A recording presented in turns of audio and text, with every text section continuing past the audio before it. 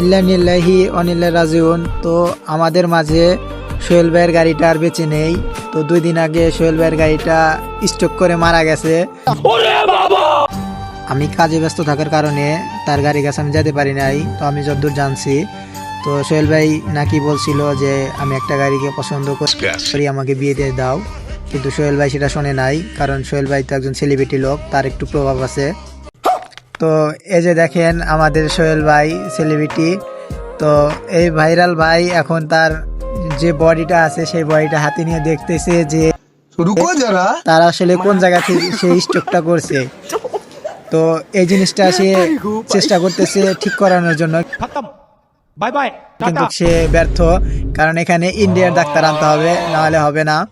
আর নাহলে পাকিস্তানি ডাক্তার আনতে হবে, কারণ যে বাংলাদেশি ডাক্তার দিয়ে এই রোগটা ধরা সম্ভব হচ্ছে না। এই গাড়িটার যে রোগটা হয়েছে এটা হলো মেয়েলি রোগ। তো যদি কোনো মেয়েলি গাড়ি থাকে তাহলে একটু নক করবেন, এই গাড়িটার সাথে বিয়ে দিয়ে আমরা রোগটা ক্লিয়ার করতে চাই।